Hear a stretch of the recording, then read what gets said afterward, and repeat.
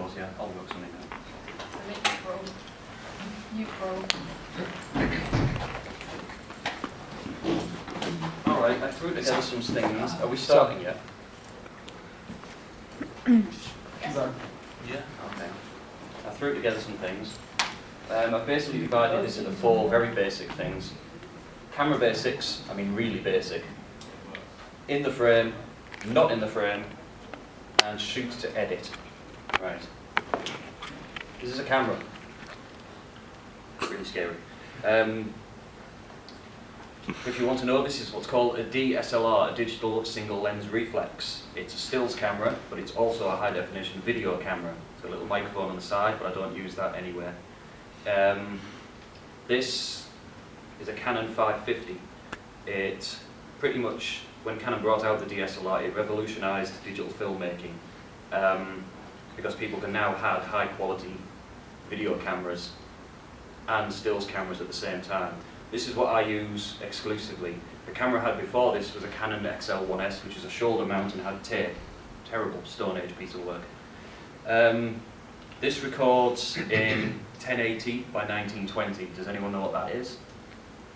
You know, on your screen, your monitor, this will have, let's see if I can actually use this. It's a shame I can't plug my MacBook in, I don't know what I was doing there. Nah.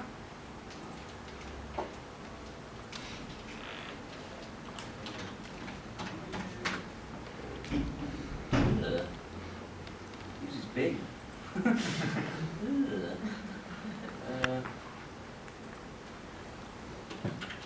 Should I?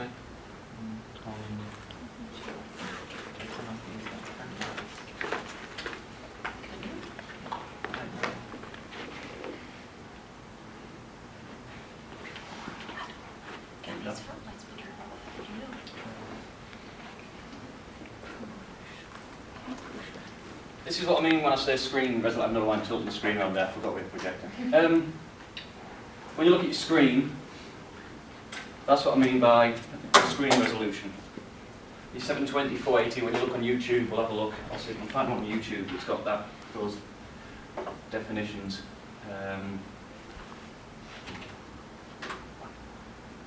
What can I think to show on YouTube? I'll show one of mine. I don't have anything better to do. Let me see. This was something shot quite a while ago.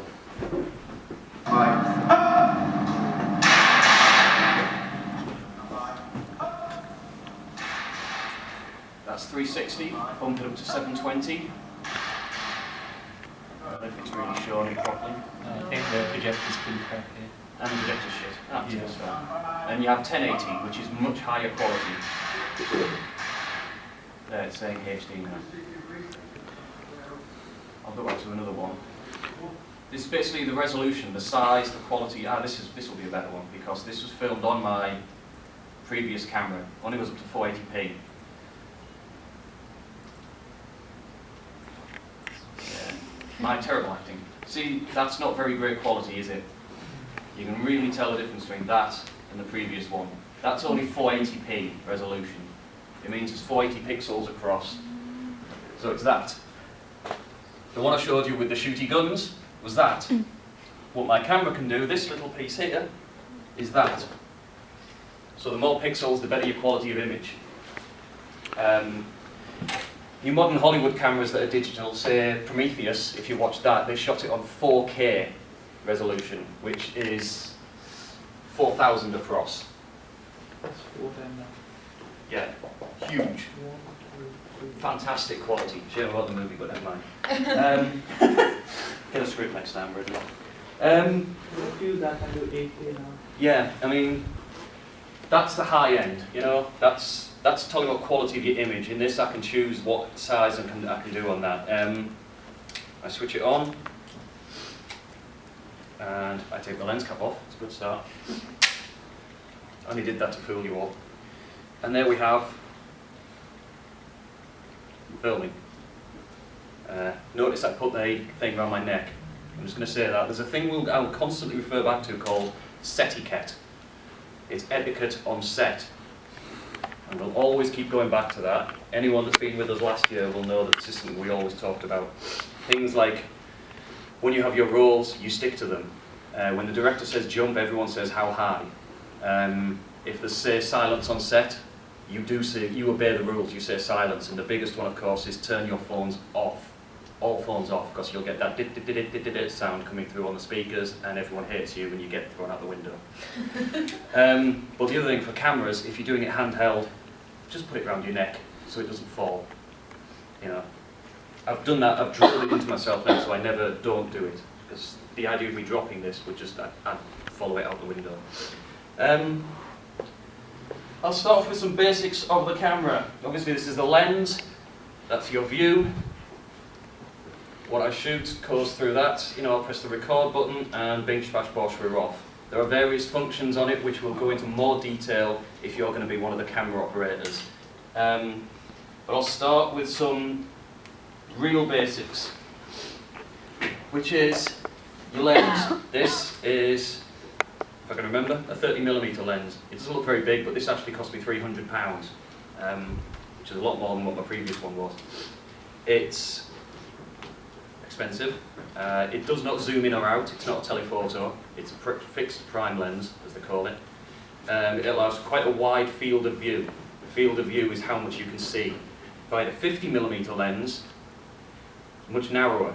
It was nice for taking photos, but for filming it was pretty rubbish, because if I was going to try and get a lot of people in the shot, I'd have to stand about 15 feet away. With this, I can get much more in, and I can get closer into them. It's also a better quality lens. The actual glass that it's made of is better quality, so that's why it costs so much. And your image will be much better quality. The lens I got with the camera, what's called a kit lens, wasn't a very good lens. It worked, it was great, you know, but the lens, it was quite cheap glass, and so your image blurry, you know, that usual stuff. There are certain functions you'll need to know about your camera, and they'll be talking about all the time. The first, easiest one is what's called ISO. That's the sensitivity of the film. Back in the days when we used real film, that was how fast, what's called sensitivity of your strip of film. If you had ISO 100, that's the basics, it would be fairly okay in normal lighting scenarios, in this sort of situation. If it got darker, I would bump the ISO up. Now that would mean, in the old days, I'd buy faster film, ISO 200, ISO 400, 800, 1600. In the beautiful world of modern technology, what I would do is I would press the ISO button and scroll along, and that's it. It increases the sensitivity of the chip inside, the CCD chip, which is recording all of your images. Now, there is a downside to this. Filming with a camera, when you've got all your different functions, is a balancing act. If you change one thing, you'll affect the other things in it. If I put the ISO up, it becomes grainier. So you've got to figure out which balance you get. That's why we use lighting. You know, you'll see people at night filming. They could very easily just use straightforward ISO and put it up to, say, what can mine go up to? 6400. But it will be grainy as hell. It will actually have grain on the screen, and it will look pretty rough. So to keep your image clean, to keep it neat, to keep it good, get lighting in as much as you can. The next one, aperture. This is the big one. This is, if you look, there's a little iris goes in and out in your camera. The width of that hole that lets your light into your chip is your aperture. Now this is a bit technical, but it's not really relevant unless you're going to be the proper cinematographer and camera operator. Your aperture width is measured in what's called stops, your f-stop. Now it's a bit like a golf handicap. The lower the number, the higher the aperture is, the wider it's open. Now this is a really good lens, it's f1.4. They can go slightly higher. I don't know, what's yours, Peter? Is that, you've got one that goes higher than that, don't you? Don't remember now. Yeah. I think Babas has got one that went to about 0.8 or something ludicrous like that. You know? Yeah, it was 0.95. Yeah, that's, I mean, 1.4 is really great. I mean, I can take this outside and photograph at night, and you'll see lots, quite a lot of detail. Oh yeah. If it goes back down to f3, 3.4, which is the one, you remember I told you about the kit lens that came with the camera? You'd need lights everywhere. It can't pick up much. If you go up, I mean I can turn it up just by changing the aperture controls on it, which we'll go into in a bit, and it can go up to f25, which means it's quite dark. Now why would I go all the way up without any light on the subject? The reason is, as I said, there's a balance. You move one, you change the other. If I put my aperture very low, say to f20 or something like that, it means I can change my shutter speed. Now, that's the next one I'm going to talk about. Shutter speed is how fast it goes. Now, everyone knows that film, in the old days, it was 24 frames a second. You know that, right? The film would roll through, and it was taking 24 snaps per second. Digital nowadays, it doesn't do that, because it's gone proper numbers, less imperial, more metric. It's 25 frames it photographs a second, so it's snap, snap, snap, 25 frames a second. But that doesn't mean that your camera is open for a 25th of a second doing that. For one thing, it doesn't actually snap open and shut. What it does is it sends an electric signal to the sensor and tells it to record. But that's, again, I'm wandering off in technical things, I'll weave off that quickly. But it doesn't necessarily mean that because there are 25 frames a second, that it's recording a 25th of a second. I put it on at the moment and tell you what it's at. Because I was filming at night the other day, it's at 60 aperture, which means that it opens for a 60th of a second. That's, when you're filming, 50 or 60 is good. That's what you usually want to keep it at, 50, 60. Go away. But it will go higher. And if you can see, I don't know if you can see this because I haven't plugged it into the screen. If I increase the shutter speed, oh, I'm in the way, that's it. Let's increase the shutter speed. It gets darker. Because if you open your eyes for a brief second, there's less light getting in. Everything with the camera is about how much light gets in. So if I increase the shutter speed even higher, which I won't need to do with filming, but if you're taking a photograph, if I'm taking a photo of a car going past at 90 miles an hour, if I do it on shutter speed 30, a 30th of a second, that'll let more light in, but it'll just be a blur. You'll get a nice clean car, sharp, because it's much, much faster. But for filming, you generally keep it 50, 60-ish. But all of this is relevant because you're balancing it with your ISO, with your aperture, and all the rest of that hogwash. Last one is zoom. This does not zoom. I personally hate zooming on films. The only person that's really done it well was Stanley Kubrick, and he was a genius, and none of us are. But when you zoom, it's imagine if you've got a piece of, what's that stuff called? Play-Doh. This is how I imagine it anyway, but then I'm quite strange.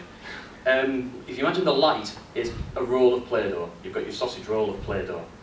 If you're going to zoom, that means you're stretching it out. That means it's going to get thinner, which means your aperture is going to be thinner. If you want to get more light in, you want to make it wider. So you squash it together, which means you're not zooming in.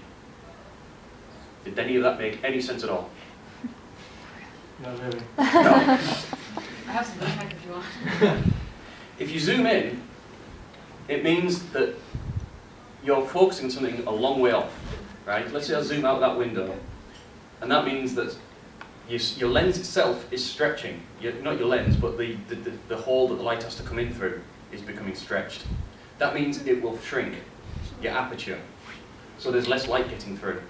So if you zoom in, unless you've got a really good controller who will manually change the settings as you're zooming in, if I start here and have a wide shot here, say John was stood next to the window and I want to come out of that and zoom down onto King Edward Square, it would get darker as we zoomed in because less light was getting in. Because as you zoom, the aperture closes. So unless you've got a manual person, because when you have your big proper professional movie cameras, this is one of the slight problems with this, you will have a little guy on the side, a little dial going, rolling it down, to make sure that your Zen lens changes as it goes down. I personally would avoid using zooms. It's a stylistic decision because technically there's all sorts of problems going on with it. Yeah, I'll get on depth of field is another big problem. Depth of field. Do that. You see, you've got one hand is blurred, the one closest to you. The other hand isn't. That's called focus. Dead easy. If I wanted my camera to focus on this hand, Now the human eye can do it, but we actually tilt. The camera will artificially, you pull focus, you twist the focus ring, and it will pull its focus back to the closer one. And then you can pull focus to the further one. Now as you're pulling focus between the two, you're changing, you have to have, am I getting this right? The depth of field has to be right, doesn't it? Depth of field is how deep the shot can be, right? If you have a long depth of field, that means that everything will be in focus. Deep focus, as it was called. The guy who first started introducing this was a wee man called Orson Welles in his film Citizen Kane. He pioneered using deep focus. There's a magnificent shot in the film where early on there's his parents, his mother is signing away his life in the foreground to a bank manager, and out the window is young Kane playing in the snow. In the past, lenses weren't good enough to show all of that. You'd have to have a cut outside. But Orson Welles and his cinematographer John Toll was so good that they showed all of it. Every bit of it was in focus. That's very realistic. The human eye doesn't pull focus, but cinema is a bit of a lie, so it does. So if you want to go from, say, again we go to that example where John was standing looking out the window, being all moody, thinking of that lost love, and why he left him. What if we go into two groups and you just demonstrate that and then we can have a quick play with it? Well, if I could plug it into the screen, I would have done that, but I don't have that. Because we have an extra camera, we can do Yeah, this. We can- this has run out of battery. I think I've got a spare. Sweet. So what we'll do I was going to hold that until the next one, or? the cinematography one. I don't know.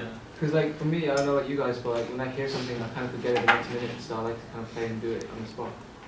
Agreed? That is a bit more intensive though, so it might be best if you save that for the people who want to do cinematography. And I think we need a screen prepared, you know, so they can see it on the fly rather than everyone pass it along.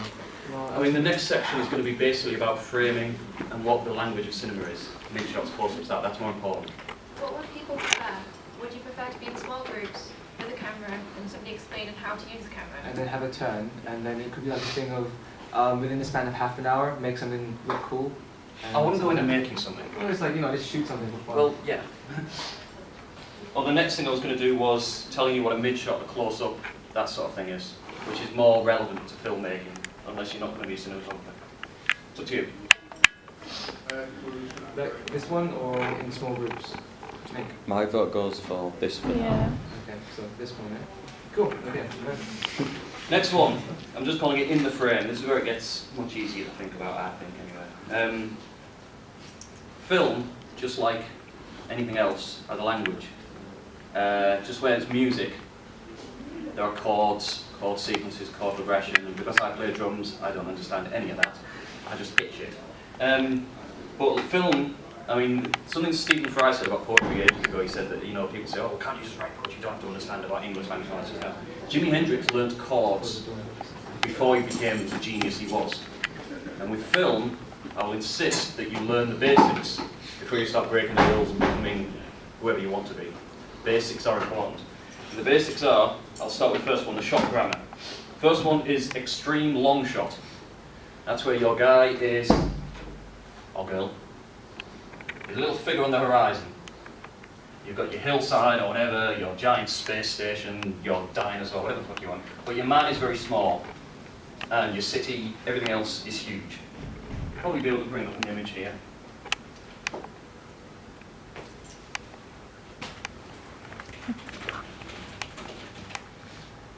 Extreme long shotty if you're Welsh.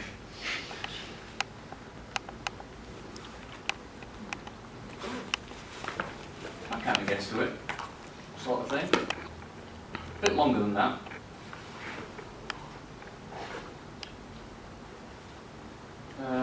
There we go. That's a good example of an extreme long shot. You can even go further back than that if you want. Extreme long shot is also known as an establishing shot. So when you establish the environment in which everything takes place in. In classic cinema direction, what's called, you know, classical cinema making, when your establishing shot was your first shot. That's what you started off on, and then you moved in. The next smallest one is the long shot, where your human character will be, fills the screen. Maybe it's a bit bigger than this one. He or she will be about that big. I'm fairly sure, if I can get Wikipedia to work.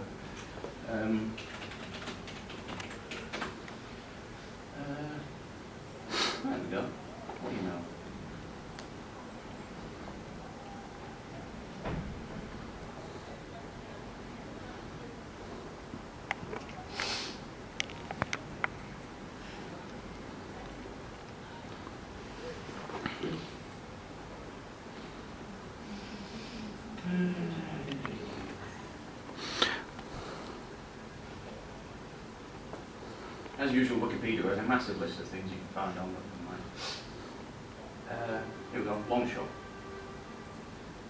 As an example of a long shot, people are in the frame, in the full frame. Let's see what it says about an extreme long shot in a minute. Establishing shot. Just doesn't give you an example. Cheers, Wikipedia. Next one, the medium shot. This is where we start getting into the dramatics of your scene. You will spend most of the time using probably medium shots.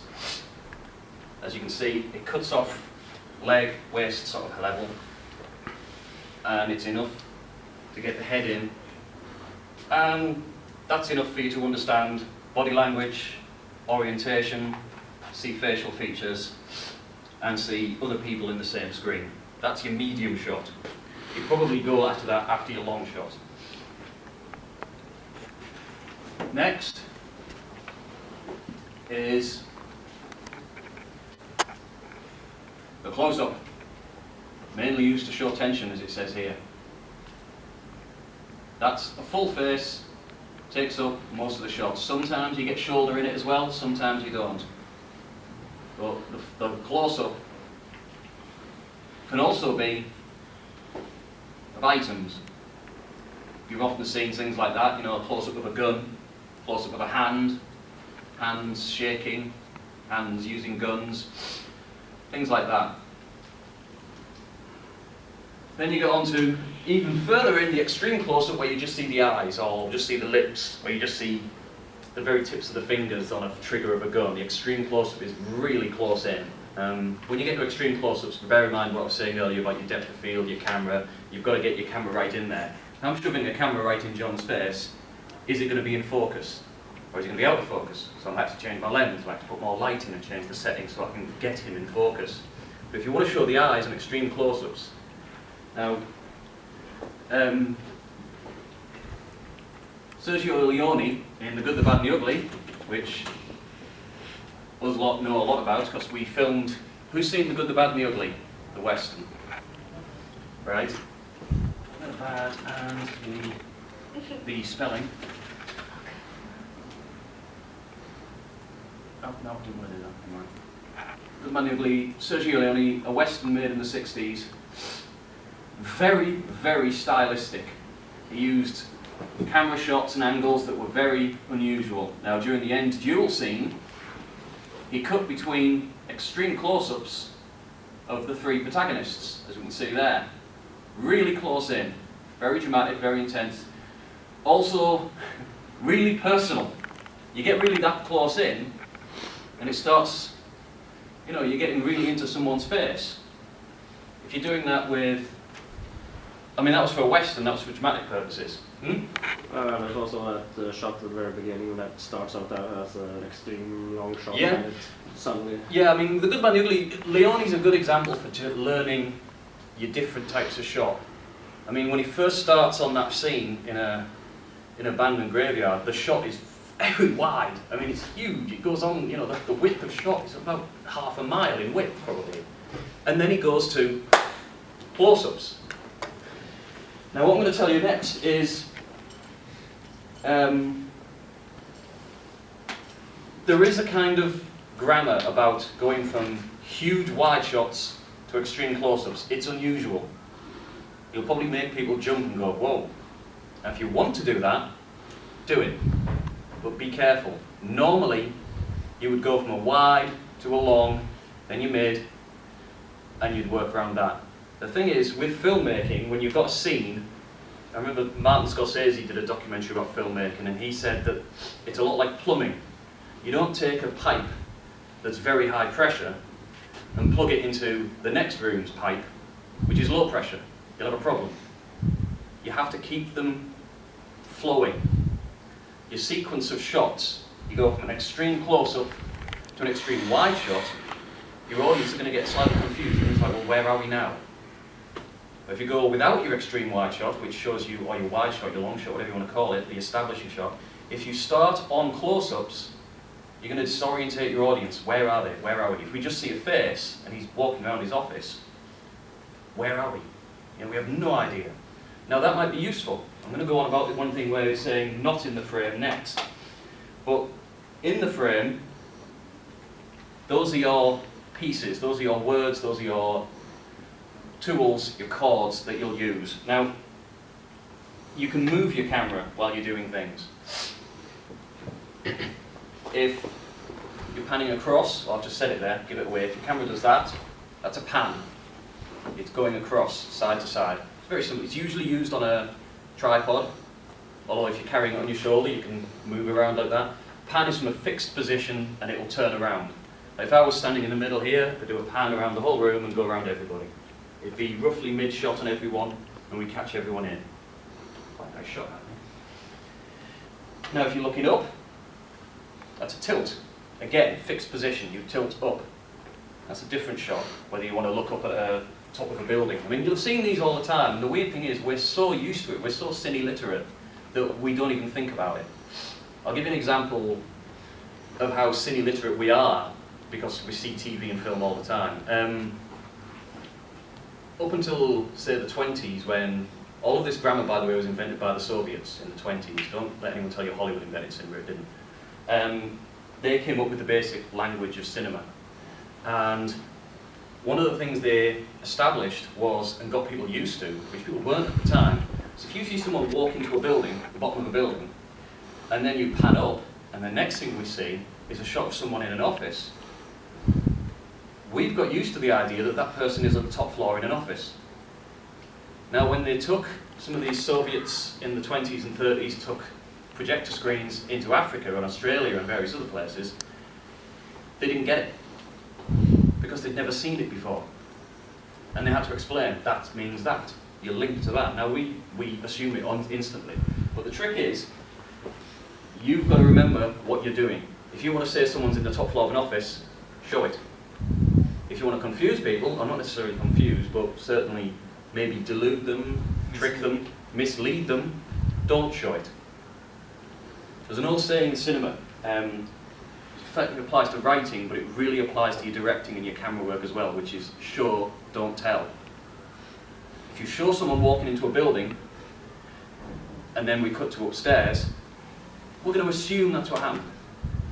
That's what we do, that's what cinema does. You don't have to follow them into the lift, stand there for 20 minutes while they're going up the lift, follow them outside, go into the office, wait for them to get the appointment, and then we follow them into the room, and then the guy comes in and says hi. That's not what film's about.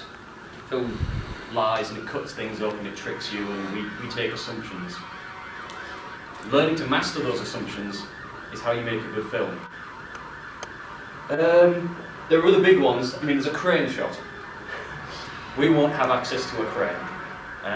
It'd be great fun if we did. There's easy examples of great crane shots, you know, where the camera just rises up and seems to be above, say, an accident if there's a lot of fire engines going on outside. Your crane is generally used literally as a reveal. Now, I said it could go up, it also can go the other way. If your reveal shot is really high up, there's your long shot. Now, let's say you crane down and you come next to John and Bianca having a conversation outside. Suddenly, without even cutting, we've gone from the wide establish to close-ups. That's your stylistic decision. If you have a crane, you might want to do that. If you don't have a crane, you might, you know, just keep filming them in the wide shots. When you've got the tools available, that's when you'll start making your directing decisions. When you're writing as well, you might think, that would be a good thing to do. I'm not saying the writer tells the director what to do, he doesn't, but that's a different section we're going in about. Writers never tell directors what to do. No one tells directors what to do. Says a director. Other simple ones. There's a crane. There's a tracking shot. We never use tracks because we don't have a dolly. The dolly is what you mount the camera on, and it's got little wheels on the side, and you put it on, and you lay down the tracks. This is when you're watching a film and you've got those titles, Gaffer and Carpenter and Best Boy. You put your camera on the track and you go, and it runs along nice and smooth and all that. You'd be surprised how little that's used anymore since a nice invention, again going back to Stanley Kubrick, his cinematographer in 1979 invented a thing called the Steadicam, which everyone in the world loves. And the first film to properly use it was The Shining. Has anyone seen The Shining? Yeah. Those fantastic shots where the camera's following Danny around the hotel. cinema world just went, how the hell did you do that? There's no tracks. But every now and now, I mean, we use one, don't we? It's that cheap. Everyone uses a Steadicam now. Now, if you want to use your own camera, I have this opinion that every camera style is unique. And if I want to run along with someone like that, then I will. If I get a Steadicam, that's okay, because I'm trying to simulate an expensive looking shot. If I just want to run along like that, I'm just going to do that anyway. Now, it will wobble. You might not want the wobble. Or you might want to run along with someone and make it look very, what's called verite, very realistic, you know, gritty. I suppose Spielberg did it in Saving Private Ryan. You know, lots of wobbly cam and all that. And if you watch the Bourne films, rammed with it. You might not want wobbly cam, shaky cam. It's up to you. What's the other ones? Right, I've told you about shooting in the frame. Next one I'm going to tell you about is something even weirder, which is not in the frame. This sounds weird, but if you put stuff in the frame, by definition, you're excluding things. You're putting things out of the frame. And good directors, good cinematographers, a great scene can be really made by what you don't put in the scene. I believe that for writing as well. If you write, you don't have to put everything in it. For example, I was talking about the guy going up the elevator. You don't have to show all that. Just show him in the room. However, if you say we're upstairs and we show John at the window again, looking out there, still waiting for his love, and he goes away and say he starts talking, and we pull back, there's someone else in the room with him, but hasn't talked to him, suddenly what he's been saying or what he's been doing takes a different impetus. There's a really easy example I could think of when I was first writing this was, you must have all seen The Dark Knight, and the Joker's in the room and he's saying, "You've got nothing on me," and he says, "Okay," and Gordon leaves the room, and then the light goes on and there's Batman and we all go, "Ooh." Glad it, but never mind. Yeah, if you reveal something after a shot has gone on, you've got a totally different feeling for what the scene has after that fact. Now, what you don't put in it is, can be just as incredibly important. As well as being dramatic, it also is practical. We're living in Middlesbrough, which, most of us are students. If you want to shoot a city street and pretend it's London, if you want to pretend it's the 40s or the 2040s, you're going to have to cut things out. It's not that difficult. I remember the first film I shot with a little video camera back in, I'm not going to tell you when. We went to Hemlington Lake, which is, Hemlington's a little housing estate in Middlesbrough, and we shot it really low down, so the guy walks to the camera, sits down next to the lake, and he was dressed in period costume, and he looked, because you couldn't see anything else, just this lake and this man and this field, and we put a little bit of sepia on it, it looked like it was shot in the not shot in the 1800s, but set in the 1800s. Dead easy. If you'd looked around, there was a housing estate and a bunch of chaps throwing shit at us. Just don't show them. You're going to find you do that a lot. If you're going around Middlesbrough and all that, you're going to find, if we go to the beach or whatever, or one of our locations, just don't show things. But at the same time, if you want to then reveal it in your shot, that's some of your drama that you're going to be using. Now, I was thinking of examples. The finest example I can think of for a scene where you don't see things, but it's still staggeringly dramatic. Who's seen Psycho, Alfred Hitchcock's stunner? The shower scene. Even if you've not seen it, you've probably seen The Simpsons riffing on it. Everyone know the shower scene in Psycho? Do I have to show it? What is it? It's a shower. It's a very small room. I mean, it is a really small room. A bath with a shower curtain, a naked woman, and a man with a knife. Over the course of, I think it's about, is it 90 seconds that scene lasts? He stabs her to death, leaves her bleeding in the bath, and leaves.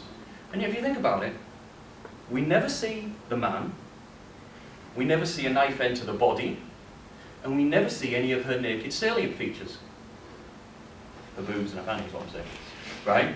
So, despite the fact that that's all that's in the shot, we've not seen anything. And yet, because of the way he's cut it, he's done really close-ups, he's done cuts and edits, I mean it took 2 days to shoot, we have one of the most violent and disturbing scenes in cinema history. And when it was took to the censors, they said, I mean obviously Hitchcock was working under censorship rules at the time, so this is one of the reasons he did it that way. They said, oh, well, this should be censored. And he said, why? There's no nudity in it. There's no violence. The knife hasn't entered the shot. And, you know, blah, blah, blah. And he could get away with it. That was genius, frankly. You know. But at the same time, what he's done is he's given you a man stabbing a woman repeatedly in a shower, and yet he's not shown you any of that. It's all there. You've imagined it. And that's why Hitchcock was one of the greatest. He let you see it instead of someone else. Now, my opinion is, my belief is, you don't, you know, the thing about not showing everything. The Hitchcock scene, for example, left a lot to your imagination. And that probably disturbs you more. If you want to scare someone, the trick is don't show them it. Hint it. Alien. Ridley Scott's Alien. How long till you actually see the alien? Does anyone actually see it fully? Not until the very, very end. The rest of the time you spend scared shitless wondering where it's going to come from in the dark. It's easy. And seeing as we're low-budget filmmakers, not showing shit is going to be a lot scarier, or dramatic, or whatever you want to call it, than showing everything, because we can't afford to show it. We can't show a grass space station, but we could show someone walking down a corridor and we could green screen stars outside. You know, that's a trick we've thought of using in the past.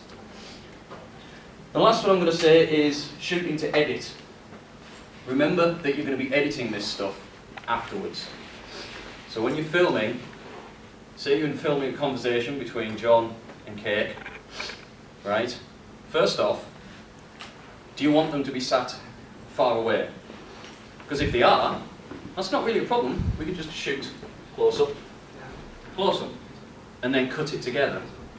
Now there's certain rules to remember. One of the biggest rules, you're going to remember this, and people don't even notice it. There's a thing called the 180-degree rule. Imagine a line between the two of them. Do not cross that line with the camera. And if I had the camera running, I'd show you what I mean. If these two are having a conversation facing each other, or they're about to sword fight or shoot each other, whatever you want, if I have the camera here, on the screen, she'll be pointing this way, won't she? And if I cross the 180 line and film John here, he's pointing that way as well. So if it's a conversation, they're both looking over there and they're not looking at each other.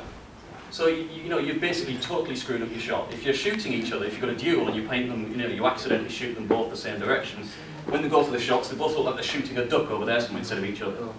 The 180 rule is one of the really simple things. Now, if you're moving your camera, you can move around and all that, but that's a case of remember what you're filming. You're going to have to edit this stuff later. The other thing is people say, oh, just flip it in post. I hate that. Don't sit there and say, I'll change it in post-production. I'll use the computer to fix it. If you're using your computer to fix it, you fail shooting, frankly. I know that's mean, but it's true. What else have we got?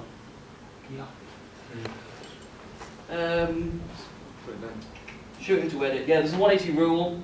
Continuity. I don't just mean the fact that if someone's got a cup in their hand in one shot, in the next shot when we come back to them, they should have it in the hand and not just in the other hand, but not in the shot at all. I'm talking about, does it feel right? There's a thing called, I mean, as an example, I was going to give you an example, but that doesn't work. If someone walks out, say this is our shot, and someone walks out of that door, my shot is they've walked out screen left. If I go to the corridor outside, that person should walk in which side from the screen? They should come in, because we're that way, they should enter, no, I'm confused now, left? Yeah.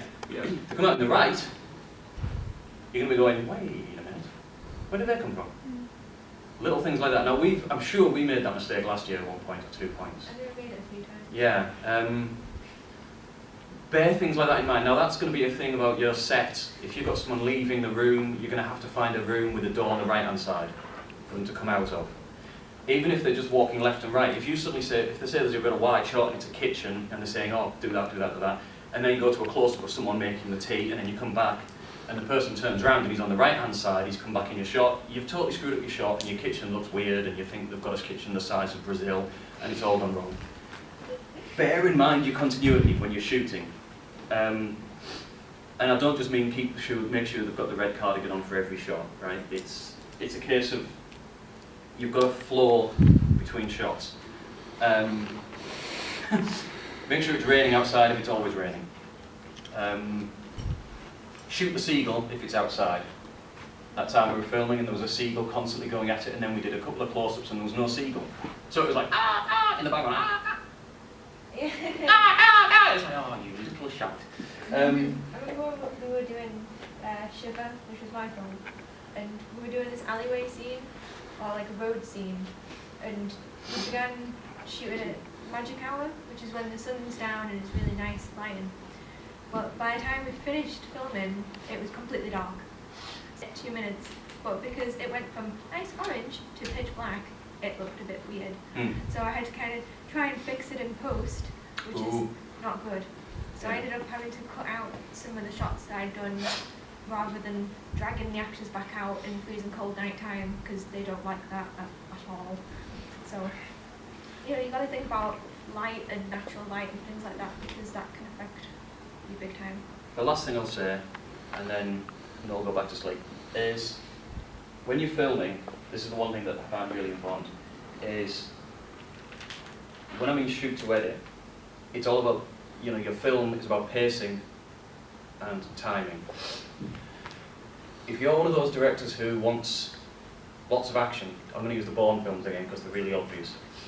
When they handed in the film from shooting that, they must have had like 4 cameras at least and about 4 miles worth of film, easy. You're going to cut. Lots of cuts. You might not notice it when you're watching it because it's just such action, but it's an action film. If you're showing a scene of someone, you know, a mother dying in hospital, and you've got cut, it's going to look a bit stupid, you know? Think as a director, do I just want a long wide shot? Now, your actors might start to whinge saying, I can't remember all my lines. Well, slap them until they do it. I'll give you an example. I mean, you've got to think about who it is. The beginning of The Godfather. You've all seen The Godfather. The first shot is a long, slow track in, past the guy who's whinging about his daughter, to The Godfather. Now, why is it taking so slow and so long? Why isn't it cuts? Because The Godfather is an extremely important man. You're going to take your time when you're talking to him. Plus that, The Godfather is taking his time. He doesn't rush. He's too important to rush. So you do a slow, wide, long shot that takes its time. Now, if I think we did last year, we did a film, your film, We're in the Rooms. You've got to remember if you've got a dialogue between 2 people, think how long that dialogue's going on with just 2 people sat there. How many cuts are you going to do until it starts getting repetitive and annoying? Can you do a wide shot with the whole thing? When we were doing Dawn's film last year, this is another example of what you don't have to show in the shot. We filmed in the library, in one of the upstairs study rooms, and made it out to be a police interrogation cell. It was easy, table, blank wall, some blinds and a chair. Dead easy. Because we didn't show anyone anything else, we just kept it on that one shot. No one knew anything better. It could be anything for them, you know. But the first shot we did was all in one take, just wide on the 2 actors going at it for about a minute. The second one we did, the camera was on a Steadicam and we went round them. Then it pulled back a bit as another police officer came into the room, gave him some new evidence, and then we went back as it went on again. And that was the shot. Now, as far as not showing things, we didn't show the students walking outside, we didn't show the tons of chairs in the background, or the OHP projector, or the computer on the side, because then it will go, wait a minute, you're filming in a library. All they saw was the 2 chairs, the blank wall, the light, and the clock, and the 2 actors. But because we did it all in one long take, that added tension to it. The tension was building up. If we'd been cutting between them, I'm not sure it would have worked as well. You could have started cutting and getting faster and faster as the scene went on, but again, it's 2 people talking. How much action can you put into that sort of thing? With Sergio Leone, go back to the Good, the Bad and the Ugly example again, when we did a spoof of it, which if you're very unlucky, we'll show you. Sorry, John. John suffered for his art on that one.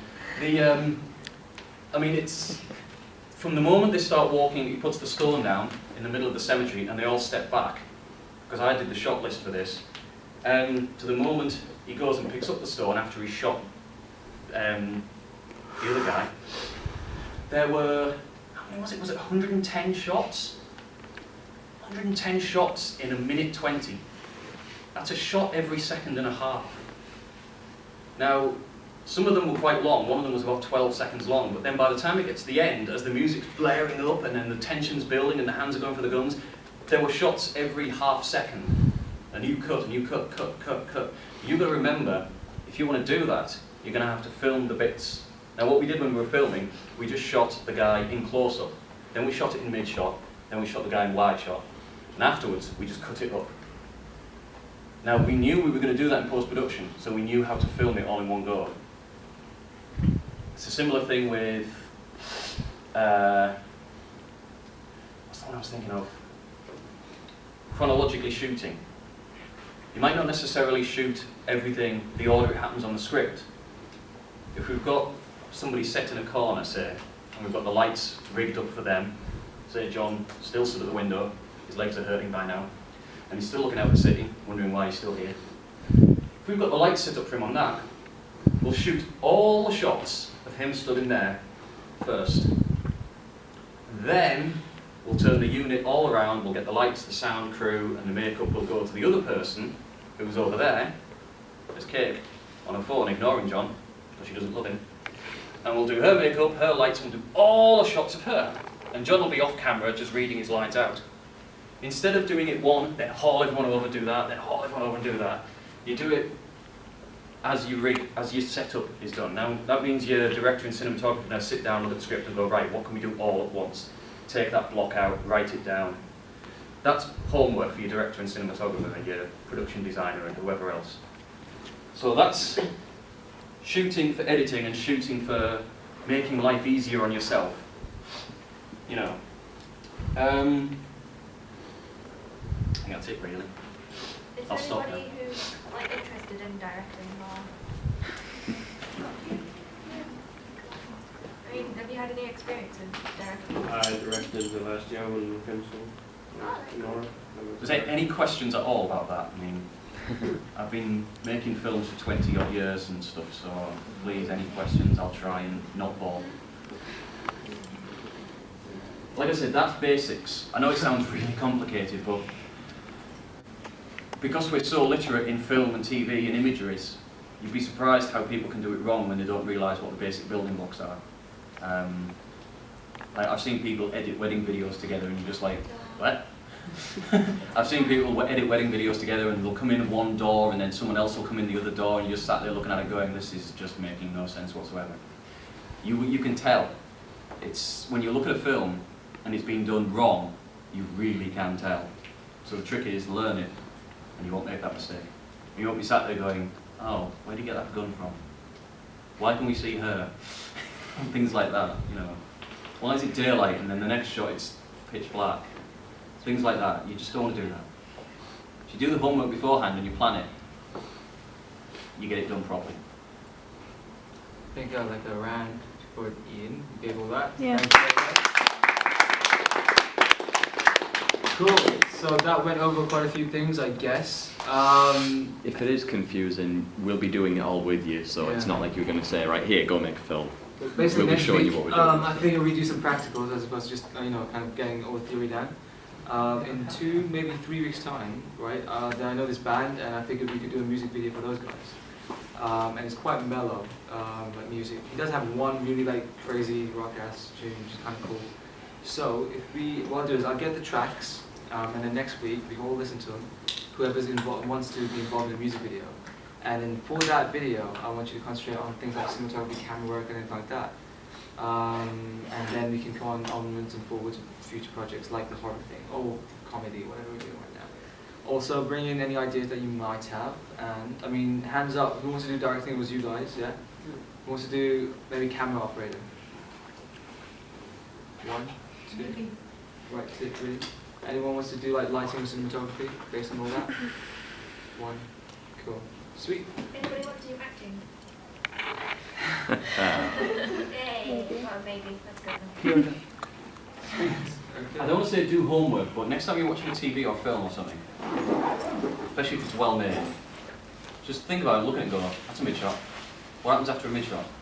If you start a scene, think, What's the open scene? Is that a really wide long shot, or do we start straight away in someone's office with a close-up? And just, you'll start to understand the basics, and you'll go, ah, that's how you do it. I'm not saying copy it. We can do it. Fun, I suppose. A lot of people copy other people's shots, but if you look at it, you think, oh, yeah. It becomes second nature to you.